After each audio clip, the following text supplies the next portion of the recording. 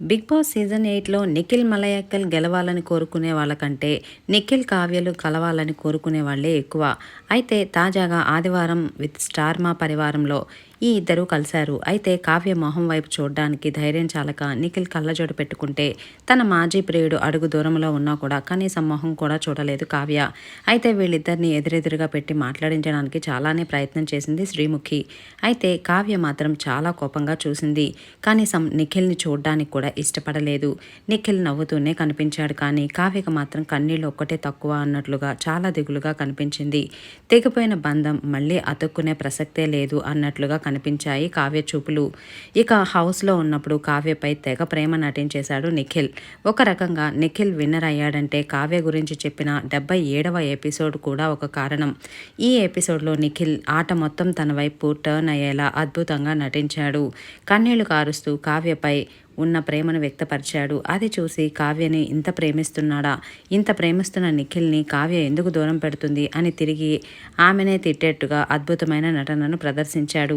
కావ్యే నా భార్య, నా first love, second love, third love అన్ని బ్రేకప్ లవ్ స్టోరీలను మర్చిపోయేట్టు చేసింది. మా ప్రేమ కావ్యానికి 6 ఏళ్లు పూర్తయింది. మేం కలిసి ఉన్నామా విడిపోయామా అంటే మా బంధం తెగిపోలేదు. కావ్య నా భార్య అని మైండ్లో ఎప్పుడో ఫిక్స్ అయ్యా. ఇక తనే నా భార్య, జన్మ జన్మలకు తనే నా భార్య. తను కూడా మా అమ్మలాగే బిగ్ బాస్ హౌస్ నుంచి బయటకు అడుగుపెట్టిన మరుక్షణం ఆమె ముందు నిలబడతా. తను కొట్టినా తిట్టినా ఏం చేసినా సరే పడతా. ఐ లవ్ యూ అంటూ కన్నీళ్లు కారుస్తూ ఓ రేంజ్లో ఏడ్చేశాడు నిఖిల్. ఆ దెబ్బతో మనోడి ఓటింగ్ గ్రాఫ్ ఒక్కసారిగా ఆకాశాన్ని తాకేసింది. అదే ఊపు చివరి వరకు కొనసాగిందో లేదంటే స్టార్ మా వాళ్లే నిఖిల్ని కావాలని విన్నర్ని చేశారో ఏమో, కానీ ఎలాగైతే నిఖిల్ విన్నర్ అయిపోయాడు. ఇక బయటకు వచ్చిన మరుక్షణమే కావ్య ముందు ఉంటాడని అందరూ అనుకున్నారు. కానీ టైటిల్ గెలిచిన తర్వాత 2 రోజులు తన సొంత రాష్ట్రానికి వెళ్ళిపోయాడు. ఎవరికీ కనిపించలేదు. ఆ తరువాత మీడియా ముందుకు వచ్చాడు. మరి ఏంటి, టైటిల్ గెలిచాక కావ్య ముందు వెళ్తానని భారీ డైలాగులు కొట్టావు కదా, వెళ్తున్నావా అంటే దిమ్మ తిరిగే ఆన్సరే ఇచ్చాడు మన కమల్ హాసన్ నిఖిల్ బాబు. ఎన్నికలప్పుడు రాజకీయ నాయకులు హామీలు ఇచ్చి ఎలాగైతే ప్లేట్ తిప్పేస్తారో దాన్ని మించినట్టుగా కావ్య విషయంలో ప్లేట్ తిప్పేశాడు. అక్కడికి మనోడు నటన చూసి కావ్య సోషల్ మీడియాలో పోస్ట్ పెట్టింది కూడా. ఎక్కడ ఎలా నటించాలో నీకు బాగా తెలుసు, గొప్ప నటుడివి అని మళ్ళీ నిరూపించావు. ఈ నకిలీ నటనను జనం ఈజీగా నమ్మేస్తారు. వీళ్ళు ఎంతలా నటిస్తారంటే నిజమైన బాధితుల్ని సమాజం ముందు దోషులుగా నిలబెట్టేంతగా అంటూ నిఖిల్ నటన గురించి పూర్తిగా తెలిసిన కావ్య సోషల్ మీడియాలో పోస్ట్ పెట్టింది. కానీ ఆమె మాట నిఖిల్ నటన ముందు తేలిపోయింది.